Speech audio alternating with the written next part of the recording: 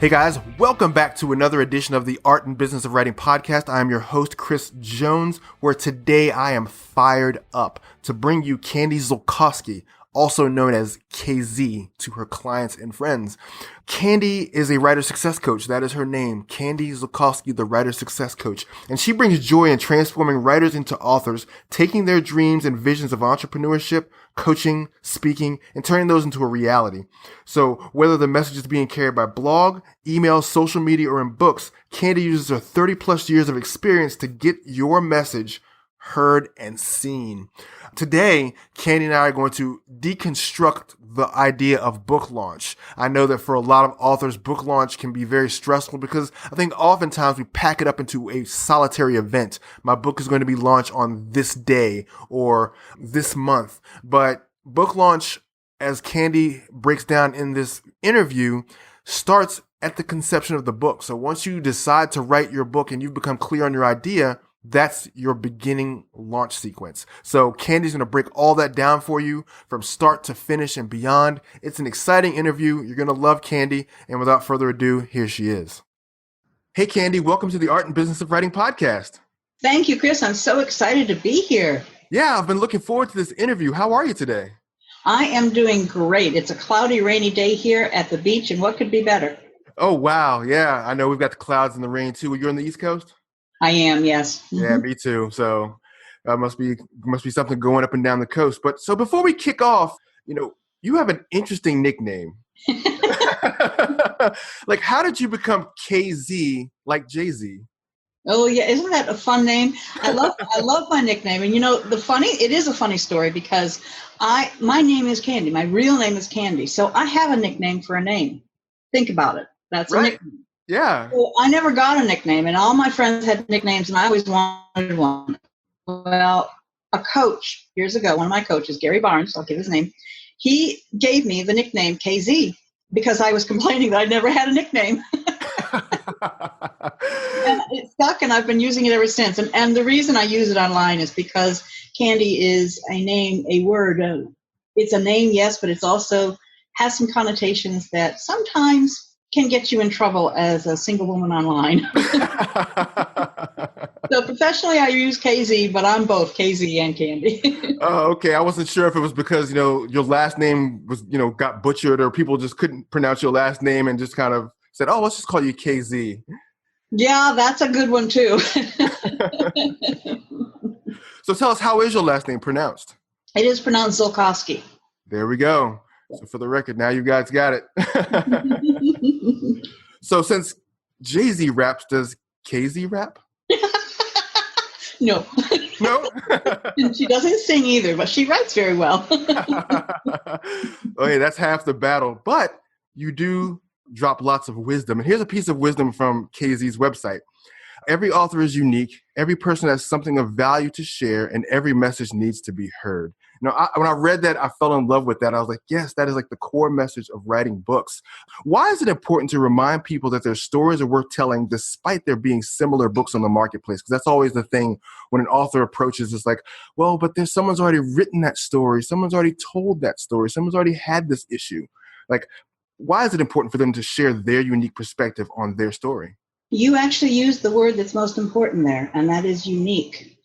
Everyone may have spoken on the topic, but they have not told their story. So that particular unique story has not yet been communicated. And I don't care who you are, you deserve to share your story. Your story is important to be shared and to be heard. If you have a message that you feel passionate about and that you want others to know, then you deserve to be heard. Yeah, no, I totally side with you on that. There are so many amazing stories out there that never get heard. They're never told. They're never passed on. So I think just the things that we do as authors and coaches is that being able to help them extract those stories. It's such an important thing that we do.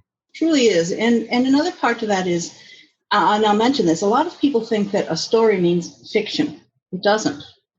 A story is told in nonfiction as well as fiction. Anything in a book, any well-written book tells a story, maybe several stories. Doesn't matter whether it's fiction story coming out of the imagination or a real story coming out of experience. It's still a story. Absolutely. And let's dive into your bio a little bit because I want you to go in there and tell me how you became the writer success coach. How did you become the person who helps people extract their stories? Okay. Oh, that's always fun. I've always been a writer, and I've always been a teacher, a trainer. When I was a kid, all my friends called me their psychiatrist, so I was the one they always came to solve their problems. And so it's just in my whole life. I wrote my first piece that I was paid for when I was still in high school. It was for a regional newspaper, and I was paid $5. And I'm telling you that they're not paying much more than that now. but but I did start there way back in high school, and I discovered early on that no matter what job I took, because I have had other jobs in my career, but no matter what job I took, I was always the person who was teaching, and I was always writing.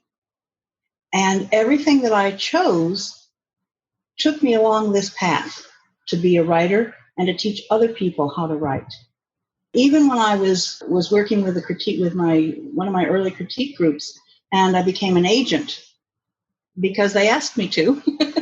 Okay, still everything that I was doing, even volunteer work, was turning into something to help people write and publish. And when print on demand came into being, I knew that I had really found my home. Wow, that's a great story. Yeah, that whole bit about being a psychiatrist. I just finished co-authoring a book with someone. And she's like, my secrets more than anybody else does, and it's a privilege. Yes. It's a privilege when someone has that much confidence in you, where they feel Yeah, comfortable telling you their story. that's absolutely true. It is. It's a privilege. It's an honor, and it's a responsibility. Yeah, no, absolutely. So you've built a publishing company called Manifest Publishing. Tell us how you created that. I didn't actually found it. The founder is her name. God, I've gone out of my head completely. Manifest Publishing was founded by Tanya Loring, and Tanya is still a part of the company, although she no longer handles any part of the publishing side of it. She writes, and her own books are published through Manifest Publishing. Then we found each other online, believe it or not, and she came into my life at a time when I was looking to bring up my own publishing company. And she said, well, why don't you come in and build mine and take it over? And that's what I've done. Is now we're working, like I said, she's no longer doing the publishing side. I do that. And I am very happy to have that partnership. She created the basic structure, which I was already doing in another publishing company. I have another publishing company that I don't really do anything with anymore because I prefer to build Manifest Publishing. Okay, very cool. So, what do you love about coaching authors and helping them to publish their books? Well, what I love is perhaps not what they love. It's hard to say. I love the kick I get out of it when they have success. It's the same thing when I was teaching. What I love best about teaching and helping people in general is very selfish because it's how I benefit. I benefit by their success and by playing a small part in their success. That's what I love about it. There's an addiction to that. Now, how many authors have you worked with? I was counting that up the other day, and I am over 50 authors now. I was surprised in my current iteration. If I go back to years ago when I was working in critique groups, it goes up a lot higher. I was the president of a statewide writers group many years back. So that would put me in the hundreds because their membership was up close to 1,000 members.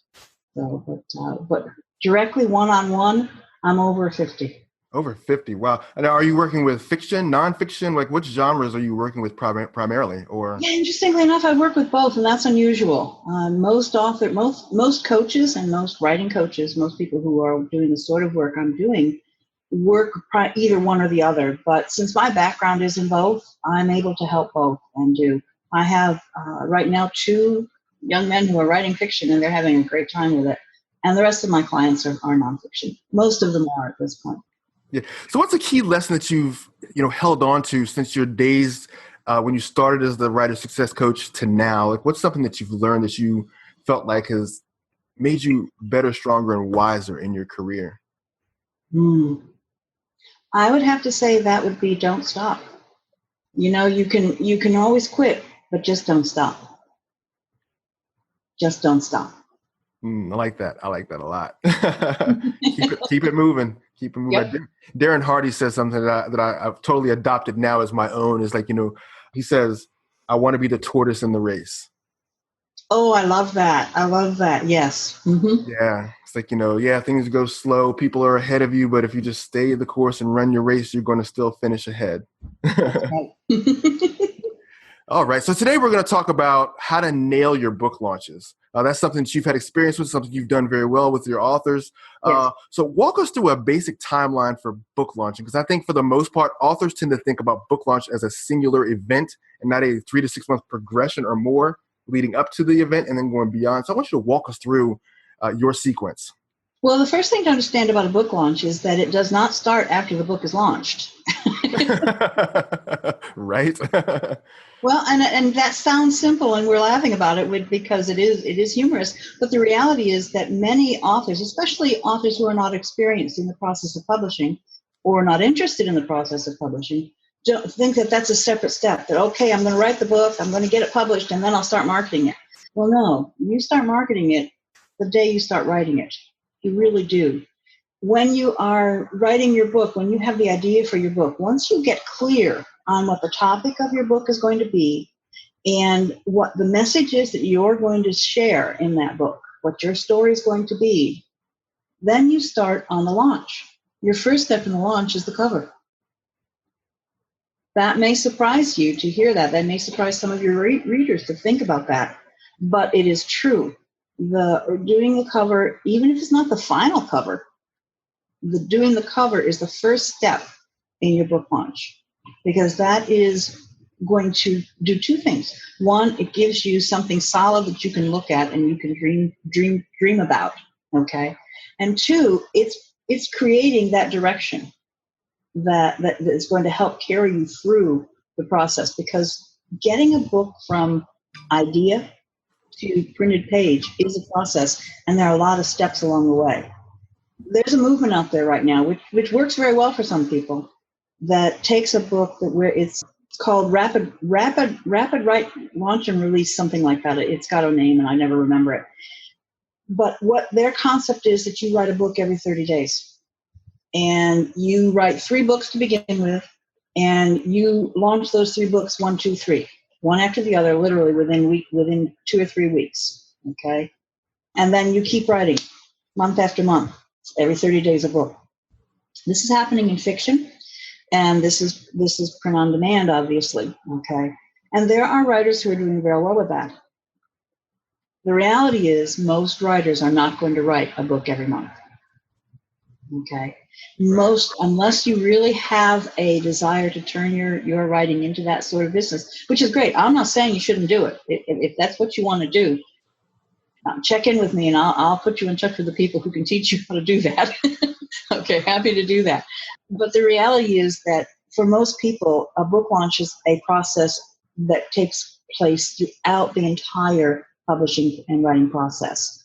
I want to give you a chance. I'm going to stop here for a second and see if you had a question. Yeah, well, let's unpack that first step. We talk about that you launch the book the moment you get clarity on it. So so with that, you mentioned just having the cover as the first step. So once I've gotten clarity on the idea, I know what I'm going to write about. So should I just hop into, if I'm not a designer, do I hop into Canva and just mark something up? Do I hire a designer? What are your recommendations, just so that I have that piece of tangible, this is my goal in my face all the time? I always recommend that the cover be done by a designer. It doesn't have to be done by the designer up front at the beginning. If you are a writer who happens to be comfortable in Canva or in creating graphics, by all means, go in and create your first cover yourself. But don't expect or use that one as your final. Okay, but it's a great starting point. Covers need to be designed. Once you've got that cover, you want to continue on in the process. The front cover is not the only part. Keep in mind that your cover is, if you think about a book, okay, when you look at a book, okay, I know your audience can't see this, but I'm holding a book in my hands. What's the first thing you do when you pick up a book? You look at the cover. I like that. That's interesting. You like the title, you like the subtitle, you turn it over, you read something on the back. What's on the back cover entices you to open up and read what's inside. Okay. So your book launch continues the process of your book launch continues as you write the back cover copy, because that is your marketing copy.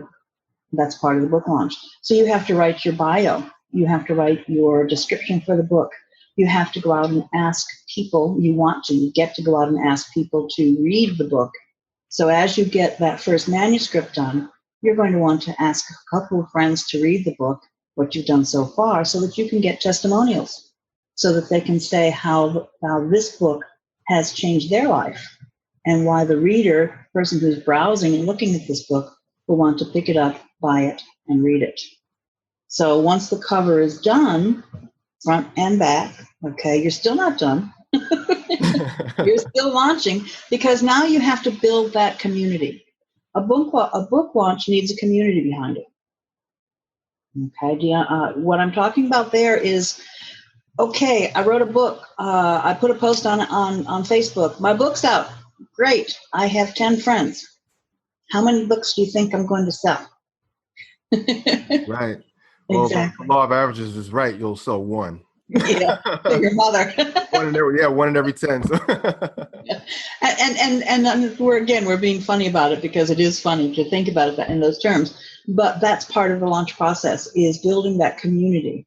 You want to build up your list of your group of fans before you even have the book written. As you're writing it, build up the excitement for the fact that you're writing this book. Let people know you're writing it. Now, that doesn't mean that you go online and you write up a synopsis and you tell everybody what it's all about. Right. No, you share your enthusiasm and your excitement for the process and where you are in that process, so that people can join you in that fun. And so that when you do get to the point that that book is ready to actually be launched physically, that those people are going to share that excitement with you, their friends. And instead of having 10 friends on your Facebook page, you're going to have the 5,000 friends they have on their page. Right. So when you talk about building community, you're talking about, would you recommend building a Facebook group for your book? Building your email list, building your social media networks around the book?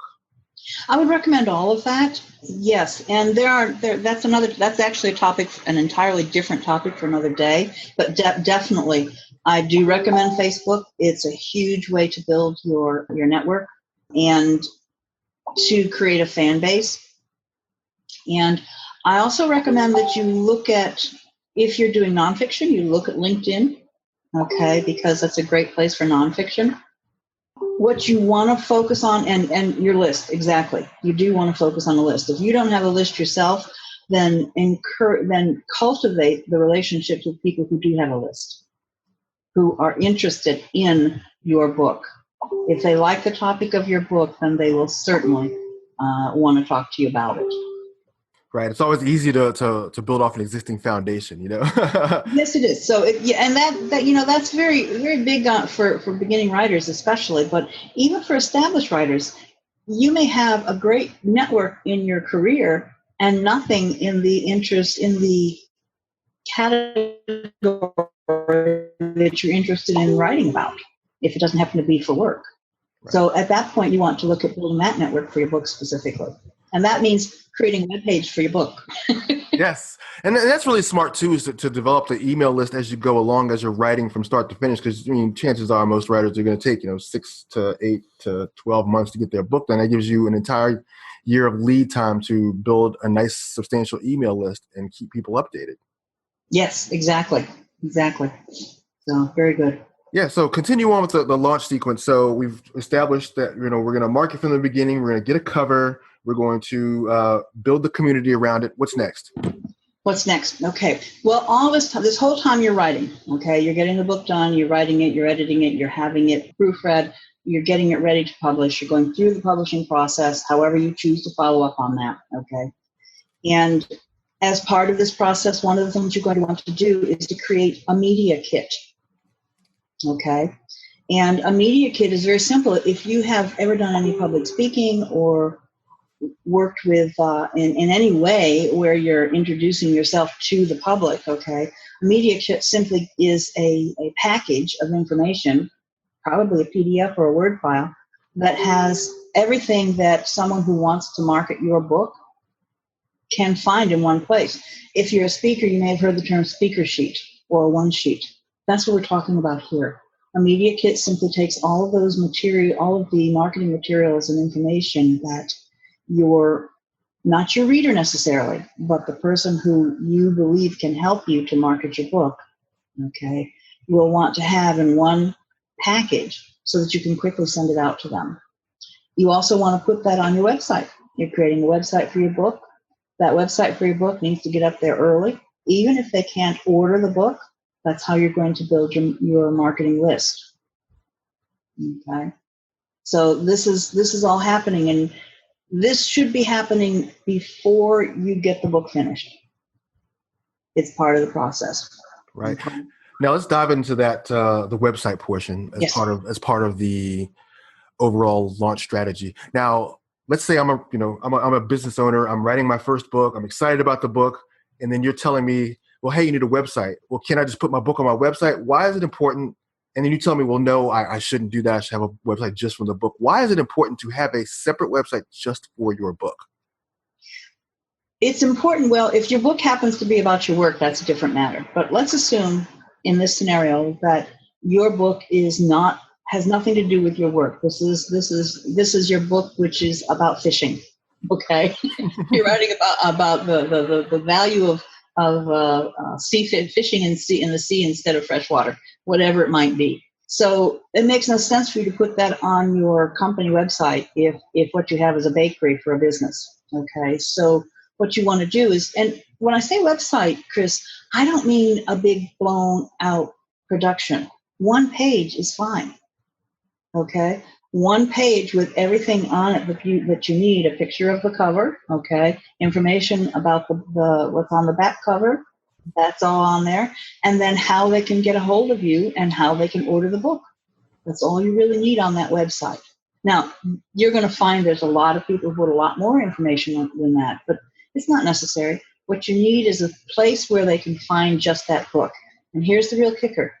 You want to make sure that you get a domain name that is going to be, if not your book title, which may not be available, it needs to say what your book is about in a way that people will be able to find it, searchable, and more importantly, in a way that you can easily give it out. Okay. So those are the key parts to the website. It's a place to put your media kit. It's a place that also, kind of like the cover, it also says to you as the writer, hey, this is real. It's happening. Absolutely. And it's also a great place to do lead capture as well, right? Yes, and that really, you really are going to capture your market, your leads there. That's where you're going to begin to build the readership. If you're really comfortable with writing in a short form, you could include a blog on that website, but it's not necessarily for everyone. Some writers will be comfortable with that and others will not be. You have to really, in order to make a blog work in this formula, you have to really commit to writing the blog on a regular basis. And if you're already writing a book, perhaps in your part-time, maybe starting a blog is not the best choice.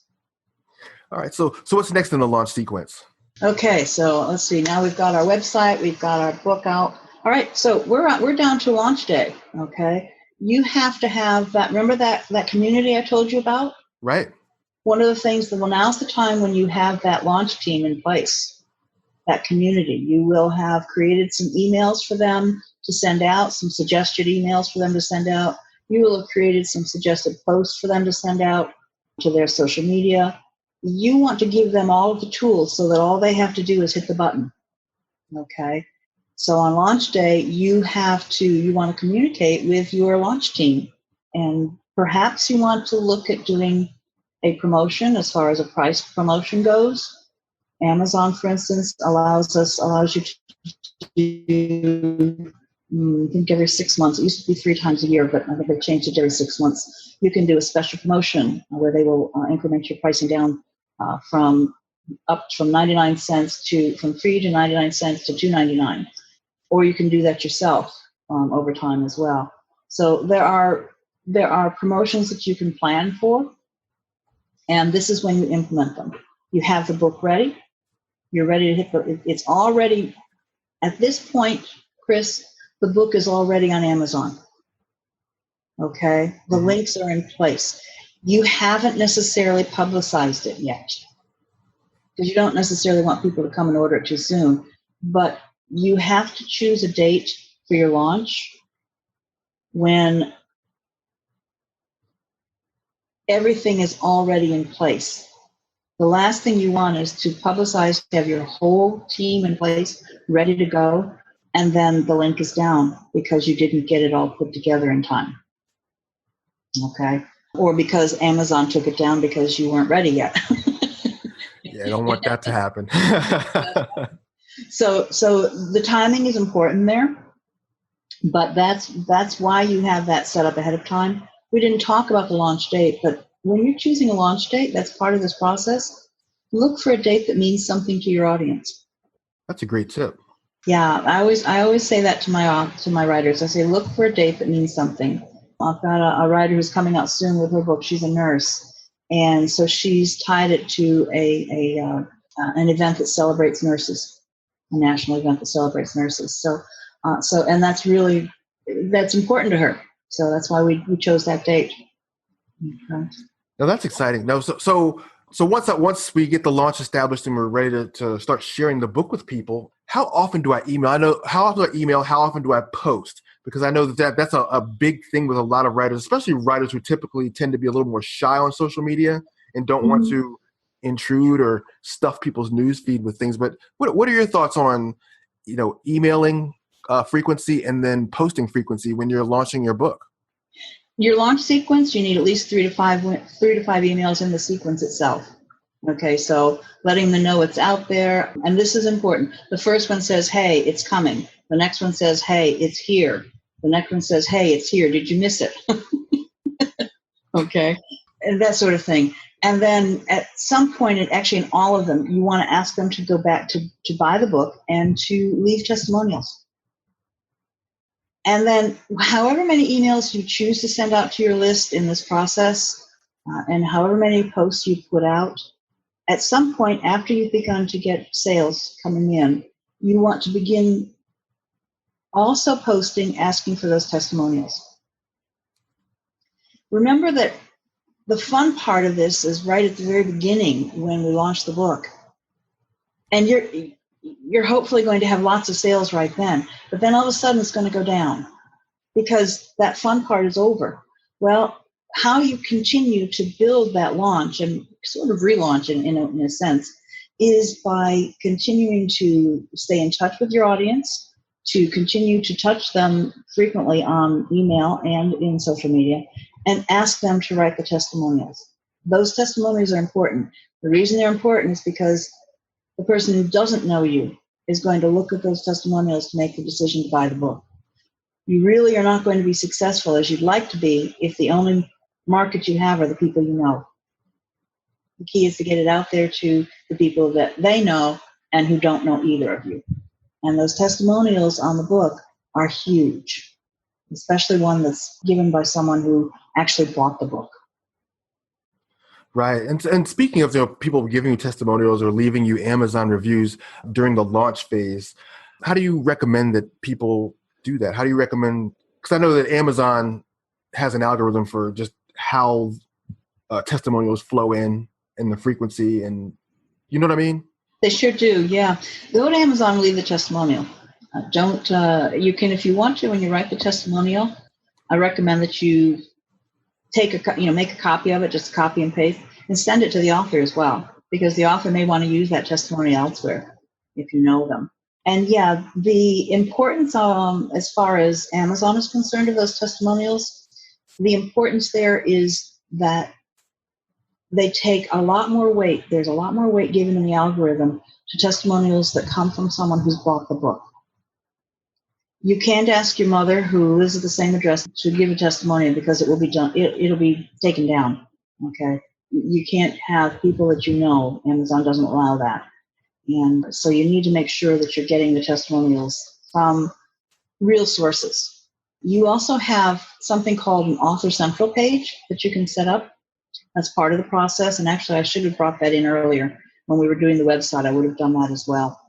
And on the author central page, you can add 3 what are called referrals, okay? Reviews rather, not referrals, reviews, professional reviews. And you, the author, get to add these, but you, the author, cannot write them. They have to be written by someone else. They then submit that to you. For instance, okay, let's say that we've got our fisherman who's writing his book, okay? Well, he has a friend who, the guy that actually taught him how to tie fishing lures, okay? And he wants this guy to give him a review of the book. Well, he's going to ask, you, the author, is going to ask him for that review. You're going to get it in. And then you, the author, will put that on your central page. And Amazon bumps that right up to the top. Okay? Referrals are number 1. Number 2 are testimonials that are from people who bought the book. And number 3 are just general testimonials that are, and both good and bad, of course. Wow, those are great things to know. Thank you for sharing those. You're welcome. Those are excellent to know. So what's left in our launch sequence? So the book is out. We're broadcasting, letting people know that the book is available to them. What's next? Rinse and repeat. Yeah, something I heard that was great. Are you familiar with Ryan Holiday? Yeah. Yeah, so Ryan said something really cool about, and he was doing an interview about his book, Perennial Seller, and he talked about, someone asked him about promoting books and pushing his books, and he says, you should promote your book for as long as it took you to write it. Oh, I love that. I hadn't heard that. I love that. Yeah. I think, but I'd go further with that. Yeah. I'd say promote your book for as long as it took you to write it, and then keep promoting it while you're writing the next one. So, yeah, I don't think you ever stop promoting. Yeah. And you can do relaunches. You can, anytime you want to, if you've got something special that's coming up that you'd like to celebrate, you can go back in and you can redo promotions that Amazon has. For instance, I'm using Amazon because most of us are actually distributing through Amazon these days. You can also, when it comes to continuing the promotion, keep in mind that you can take your book and give away a digital version. Okay, or tie it to Amazon as a promotion where if they buy the printed version, they get the digital one for $2.99. Okay, so you have to subscribe to that particular feature in Amazon, but if you want, in CreateSpace, actually, I think it is, and if you want to do that, you can. These are the sorts of choices that you can make after you've done the initial launch. Okay, after you've got that initial fun out of the way, and it is fun, actually. It is a great deal of fun. There are also there are special techniques you can follow called bestseller campaigns to get your book listed as a bestseller on Amazon. And so these are things that are fun to do, but to me they come after the launch. Get your book out there, get that initial launch done, and then have fun with it later on as you're continuing to build the audience. The key is to get it out there in front of as many people as you can. Awesome. Thanks so much for that, Kenny. And is there any words of encouragement you want to share as we begin to wrap up for people who are getting excited about writing their books? Okay, yes, I do have a word of encouragement. My word of encouragement is don't do it alone. Writing is a solitary exercise. We know that. I write. I mean, I'm a writer. So I do write. Understand that solitude is necessary and a part of it. However, the greatest joy in writing a book, in the process of writing the book, is getting the feedback and getting the different point of view and perspective that someone else can give you as you're writing. And of course, always, it never hurts to have extra eyes to catch the things that you miss. But we're not focused on editing today. We're focused on the writing. So share it. Don't give it away, but share the process with people you trust. Awesome. Now, Candy, let our listeners know how they can reach you. You know, Candy, the Writer Success Coach. KZ, thewritersuccesscoach.com. Awesome. CAZ at the Writer Success. I can't even say it. You can find me at my website is thewritersuccesscoach.com. Okay. And So that's probably the easiest way. And always connect with me. I've got links on there to connect by just jumping on my calendar. Also, connect with me on Facebook. I'm there all the time. Awesome. Thanks so much for just sharing about launches with our audience today, Candy. I have enjoyed this so much, Chris. Thank you for inviting me. Awesome. Well, have a great day. I will. You do the same. Bye-bye now. Hey, author. Chris here. I want to tell you about a program that I'm really excited about called Group Gold. For a long time, I would post on my Facebook fan page only to find crickets. Very few interactions, very few connections. That is before I discovered Facebook groups through the program Group Gold. Facebook Group Gold program is the most complete one of its kind to help you grow, engage, and monetize your Facebook group. Mark Mawhinney, the program creator, will walk you through every aspect of how to create, manage, and run your Facebook group so that your tribe is coming to you. Makes it easier, doesn't it? When you've got people interacting with you because they want to be there. That's the beauty of Facebook groups over Facebook fan pages. Ever since I started the Facebook Group Gold program, I've been growing my group, building my audience, and I've got people in there who are active and who want to be there, hanging out with me every single day. You can have that too. Just visit my website, www.readyrightlaunch.com, and under the offer tab, select Group Gold. Then you can see for yourself the magic of Facebook groups.